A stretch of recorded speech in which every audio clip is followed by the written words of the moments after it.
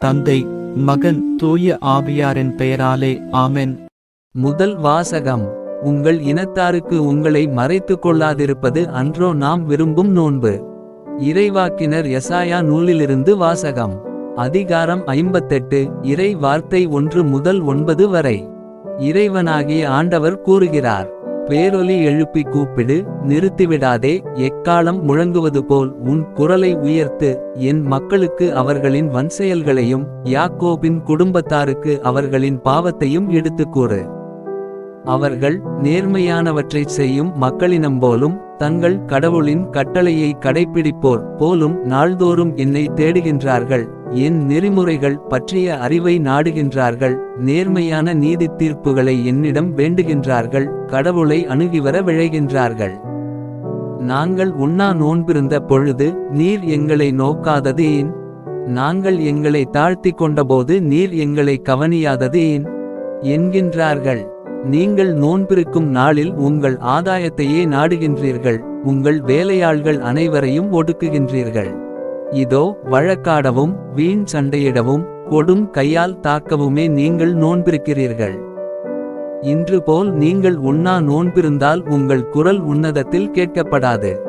ஒருவன் தன்னை ஒடுக்கிக் கொள்ளும் நாளையா நான் உண்ணா நோன்பின் நாளாக தெரிந்து கொள்வது?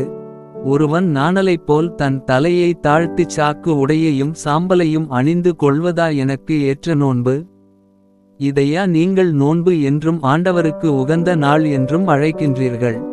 கொடுமை தலைகளை அவிழ்ப்பதும் நுகத்தின் பிணையல்களை அறுப்பதும் ஒடுக்கப்பட்டோரை விடுதலை செய்து அனுப்புவதும் எவ்வகை நுகத்தையும் உடைப்பதும் அன்றோ நான் தேர்ந்து கொள்ளும் நோன்பு? பசித்தோர்க்கு உங்கள் உணவை பகிர்ந்து கொடுப்பதும் தங்க இடமில்லா வறியோரை உங்கள் இல்லத்திற்கு அழைத்து வருவதும் உடையற்றோரை காணும்போது அவர்களுக்கு உடுக்க கொடுப்பதும் உங்கள் இனத்தாருக்கு உங்களை மறைத்து கொள்ளாதிருப்பதும் அன்றோ நான் விரும்பும் நோன்பு.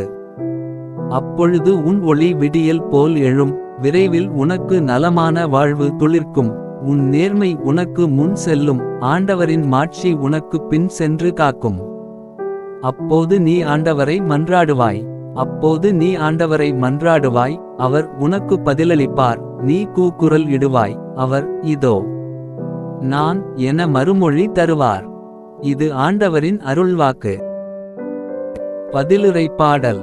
பல்லவி. நொறுங்கிய உள்ளத்தை இறைவா நீர் அவமதிப்பதில்லை. கடவுளே, உமது பேரன்புக்கேற்ப எனக்கு இரங்கும். உமது அளவற்ற இரக்கத்திற்கேற்ப என் குற்றங்களை துடைத்தருளும். என் தீவினை முற்றிலும் நீங்கும்படி என்னை கழுவியருளும். என் பாவம் அற்று போகும்படி என்னை தூய்மைப்படுத்தியருளும். பல்லவி. நொறுங்கிய உள்ளத்தை இறைவா நீர் அவமதிப்பதில்லை. ஏனெனில் என் குற்றங்களை நான் உணர்கின்றேன். என் பாவம் எப்போதும் என் மனக்கண்முன் நிற்கின்றது. உமக்கு எதிராக நான் பாவம் செய்தேன். பார்வையில் தீயது செய்தேன். பல்லவி. நொறுங்கிய உள்ளத்தை இறைவா நீர் அவமதிப்பதில்லை. ஏனெனில் பலியினால் உம்மை மகிழ்விக்க முடியாது. நான் எரிபலி செலுத்தினாலும் நீர் அதில் நாட்டங்கொள்வதில்லை. கடவுளுக்கேற்ற பலி நொறுங்கிய நெஞ்சமே. கடவுளே, நொறுங்கிய குற்றம் உணர்ந்த உள்ளத்தை நீர் அவமதிப்பதில்லை. பல்லவி. நொறுங்கிய உள்ளத்தை இறைவா நீர் அவமதிப்பதில்லை. நற்செய்திக்கு முன் வசனம். நன்மையை நாடுங்கள், தீமையை தேடாதீர்கள். அப்பொழுது படைகளின் கடவுளாகிய ஆண்டவர் உங்களோடு இருப்பார். நற்செய்தி வாசகம். மணமகன் அவர்களை விட்டு பிரிய வேண்டிய காலம் வரும். அப்போது அவர்களும் நோன்பு இருப்பார்கள். மத்தேயு எழுதிய தூய நற்செய்தியிலிருந்து வாசகம். அதிகாரம் 9. இறை வார்த்தை 14 முதல் 15 வரை.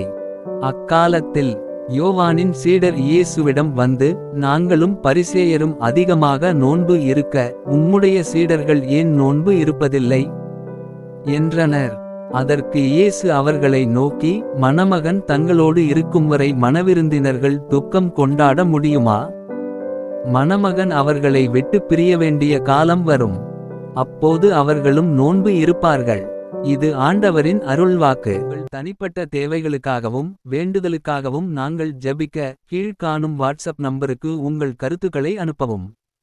நீங்கள் ஜெப உலக குழுவினரோடு இணைந்து ஏழைகளுக்கும் அனாதை குழந்தைகளுக்கும் மற்றும் ஆதரவற்ற முதியோர்களுக்காகவும் உதவ விரும்பினால் கீழ்காணும் வாட்ஸ்அப் நம்பருக்கு உங்கள் காணிக்கை விவரங்களை அனுப்பவும். உங்கள் சார்பில் நீங்கள் உதவ விரும்புவோருக்கு உங்கள் காணிக்கைகள் அனுப்பப்படும். உங்களுடைய பிரார்த்தனைகளையும் வேண்டுதல்களையும் நாளைய திருப்பலியில் ஒப்பு கொடுக்க விரும்புவோர் கீழ்காணும் மெயில் ஐடிக்கு உங்கள் வேண்டுதல்களை அனுப்பவும். அல்லது வீடியோவின் கீழ் கமெண்ட் செய்யவும். பிதா சுதன் பரிசுத்த ஆவியின் பெயராலே ஆமென். தின பிரார்த்தனைகளுக்காக லைக், சப்ஸ்கிரைப் மற்றும் பெல் ஐகானை கிளிக் செய்யவும்.